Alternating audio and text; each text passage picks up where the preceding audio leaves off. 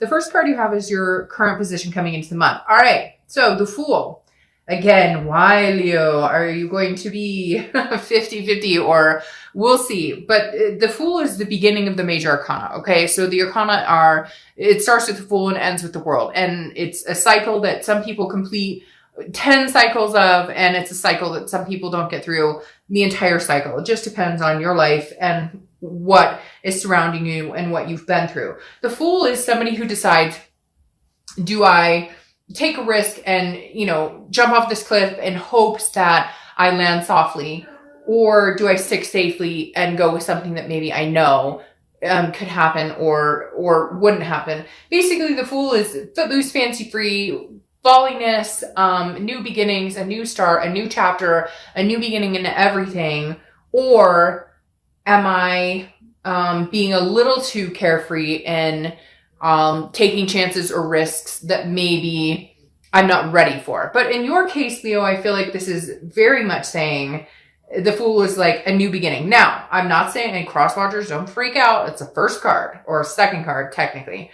But it could be a new beginning with this person as well. So let's see what the rest of the cards have to say. But I love the Fool for you because, again, it makes me feel like dancing. It makes me feel like footloose, go watch the musical, go watch the movie, whatever, kick off your Sunday shoes. You get my drift. All right. So the next card you have is how you're feeling coming into the month. And you have the Queen of Wands. So he or she, I don't apply sex to the cards ever, but this is somebody who's very confident, who's feeling full of ferocity, very magnetic. Again, this is how you're feeling. So Leo, it feels like this is a long time coming. So these signs that you were supposed to see last month, maybe coming into November, going throughout the end of the year. Again, time is fluid. So it's not like, oh, this is strictly November and this is strictly December and this last month was strictly October. No, all of this could interlap.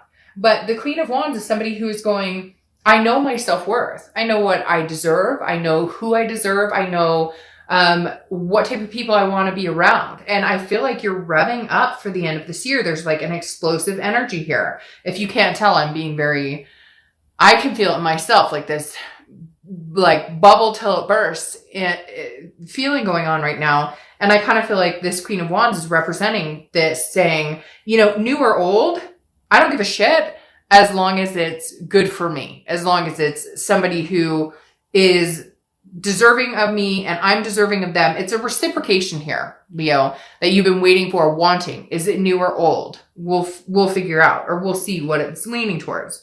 The next card you have is your distant past. Could be 5-10 years ago, your childhood. Now, the Three of Pentacles is teamwork, a togetherness, a partnership, but the Three of Pentacles often represents a third-party situation.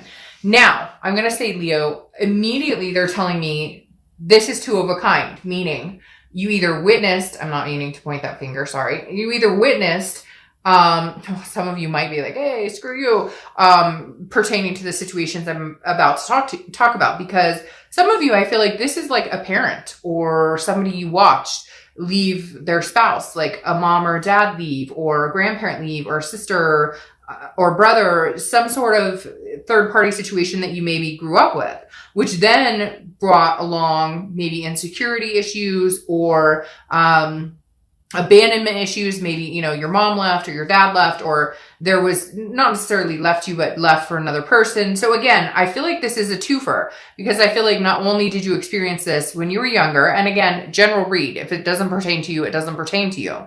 But I feel like at some point you witnessed a third party that affected your life at a younger age, or in a time when you couldn't control it, which is now built up some insecurities or certain things you've had to get over to overcome this. And then I feel like when I say twofer, this is something you experience yourself. Now, whether it's with this person or not, I'm not sure. I don't know if it's with this current person you're thinking about, or that you're not speaking with, or that you have little communication with, but it's almost, the universe is almost saying, look, you've dealt with this in the past, you've overcome it, you'll overcome it again, but there's a newness or a freshness or this happened to me personally. Not that when you were younger, it didn't happen to you personally, but it wasn't your relationship. Yes, and I don't need all the comments about, what do you mean? Like, yes, of course, it was my parent or whatever. I get that, but I'm talking about, wasn't your romantic or marriage, etc., if that makes sense. All right.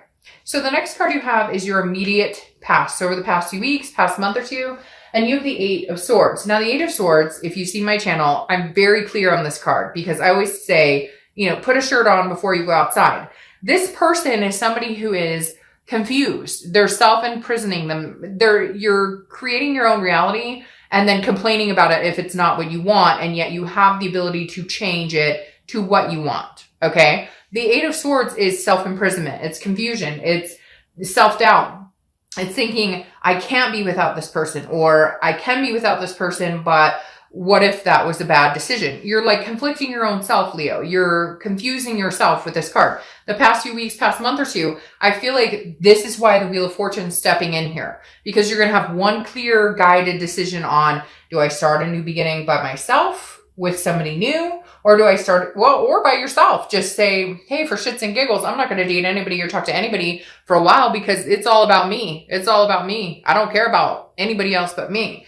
But this is telling me that very clearly you're on the fence of, do I start something new or do I go back to the old? Do I start something new with the old? Because right here, I always say in this card, right, that he or she could easily walk out the front door. They're putting themselves over the swords. Nobody's doing it to you. Nobody's forcing you. You can make that decision on your own, what you want to do.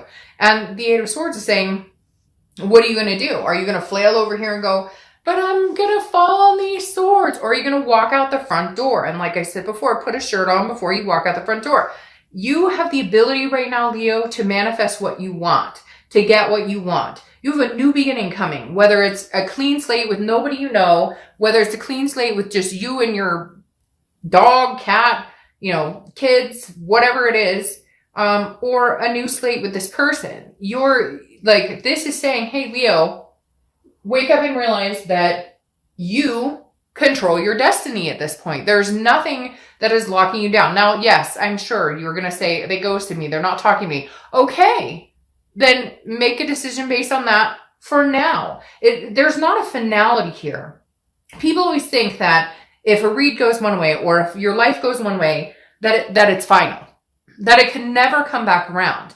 But I made the example with somebody, and I don't know if it was your sign or not, but there were 2 signs last month.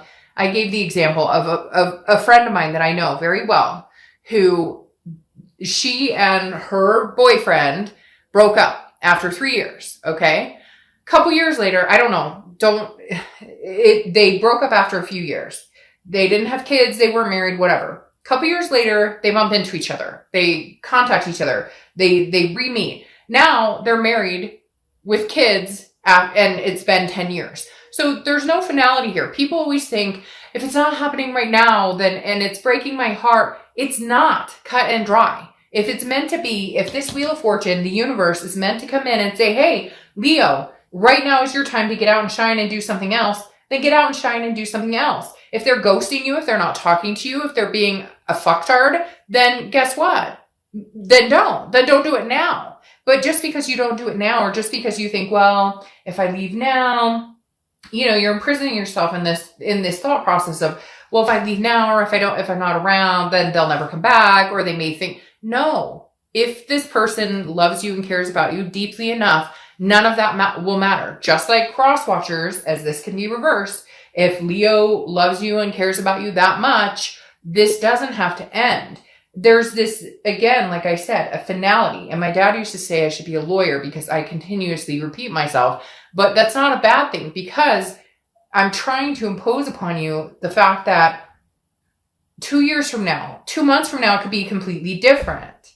You need to do you right now, Leo. If a new fresh start is, I'm going to join the gym tomorrow and I'm going to become a vegan, then freaking great. If your start is, I'm going to travel around the world and drink mimosas all day, do whatever you feel you want to do. The point is, this right now, Leo is saying you are in control of your destiny. And whatever makes you nervous, whatever has made you feel kept down or insecure, or things that you've dealt with that have affected possible relationships, or things that these people you've been in relationships with have affected you, don't stop. Take a breath and say, what does Leo want? What do I want? What do I deserve? And go from there. Enough with the self-doubt and the confusing, what do they want? Who cares? Do what you want to do. And I know you're like, oh, easier said than done, and I love them. I get that. But there is nothing keeping you guys from getting back together when the time is right. The next card and you could say, oh, well, they're married. Trust me, stranger things have happened. All right, the next card you have is your distant future. Okay, so this is over the next few months. And you have the Eight of Cups.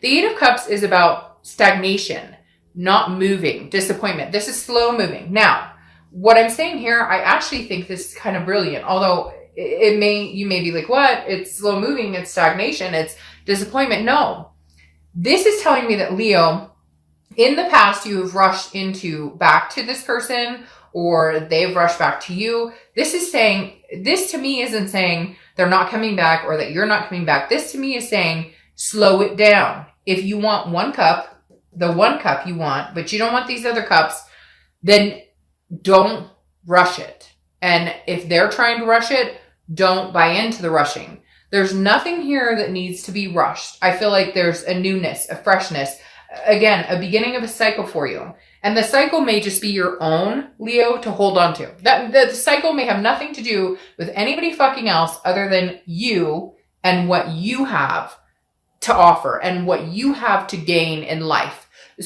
Stop thinking about what everybody else is doing or what they're thinking. Focus on what you're doing. Start your new cycle. And if this person comes along and you guys can gradually make it happen, then fantastic.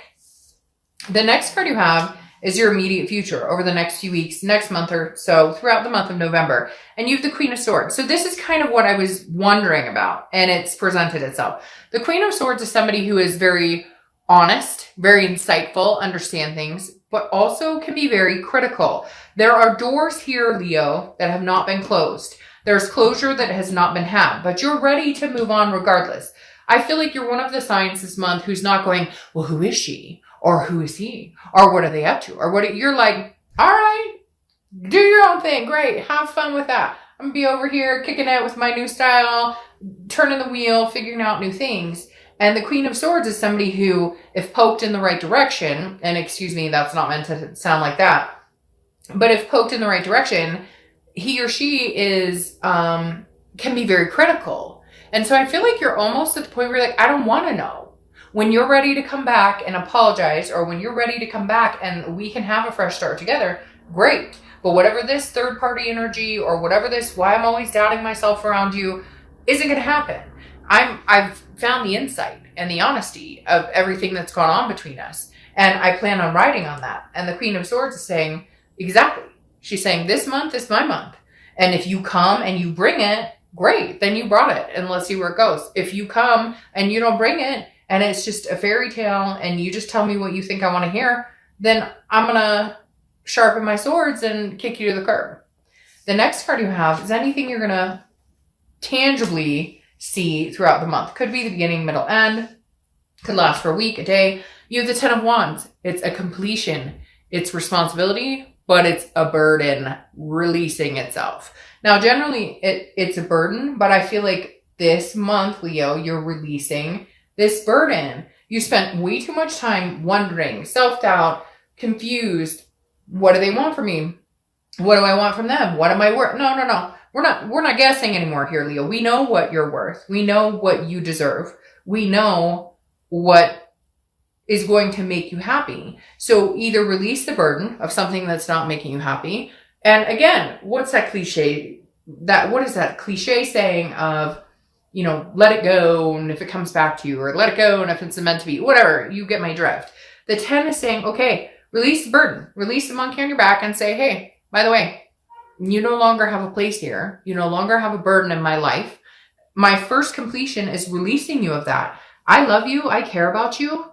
But if you're going to be a burden in my life, or if I'm not going to get what I need or want from you, or if there are lies or any type of deceit going on, or anything that makes me feel insecure, I release you from that. I love you, but I release you. And if they come back, then we'll talk. The next card you have is anything you're going to feel throughout the month. Could be the beginning, middle, end. Could last for a day, a week, etc. And you have the High Priestess. The High Priestess is a holiness, an otherness. This is you looking in the mirror and saying, spiritually, what do I want? What do I deserve? like real Leo, because some of you, I swear to God, okay? And it's not just you guys, it's any other sign as well. Some of you go, but I deserve the best, but he only called me dumb once, or she only said I was stupid once, or what? Okay, enough. You know what you deserve. You know what you're worthy of. You know what makes you happy and what you should be gaining in your life. The High Priestess is here throughout the month to help you through that. The High Priestess is here throughout the month to tell you, Leo, put yourself in check. Okay? One of my favorite sayings last month, and it's coming out a bunch this month, is first time, shame on you. Second time, shame on me. And that's not to place blame, but it's to say, look, you know, we all have that inner voice that says, is this good or is it bad for me? And this month you have the universe on your side. Not that the universe is always on your side. Trust me. It's just we all choose to ignore the signs that we don't like because it doesn't fit what we want right in that moment, right? So the High Priestess is saying, hey, Leo, oh, and wait, wasn't you reading something last month about, see the sun? She's back. He's back. The universe is saying, girl, guy, you're not paying attention to what I'm putting down here. You need to start paying attention. You're going to start noticing that this month. I should put this as like part 2, Leo, please see the signs, or I beg you to see the signs, or pay attention 2 feet, 1 foot in front of the other. All right, your hopes and fears for the outcome of the month is the King of Pentacles. You want what you deserve. Oh, hey, Leo, thanks for showing up. You want what you deserve. You deserve so much. You're a fire sign. You are like literally the person who can be on top of their game. But let me tell you, when a Leo falls, they fall hard. And we all do. But when a Leo falls, it's reputation, it's respect, and not anybody else feeling that way about you. That's internal. That's you feeling like less than. That's you feeling doubt, self-doubt. That's you feeling nobody's putting you in that position. The King of Pentacles, your wish is that for the outcome of the month is that, hey, I am on top of my game 100% and nobody can drag me down ever again. The King of Pentacles is businesslike. It has their shit together, is like, hey, I've got this. And not only are you hoping that maybe this partner shows up and they have this too, and they bring it to the table, but that you can shine again, that you can start this rebuilding instead of self-sabotaging. For some of you, that's what you've been doing. And the Fool is saying, hey, it's your new cycle. And the King of Pentacles is saying, hey, I'm showing up to the party. I'm not a page. I'm not a knight. I'm not a queen. I'm a king. Now, queens are good too. I'm not saying that. I'm just saying the king is the top of the game. And this is saying that's where you're hoping to be.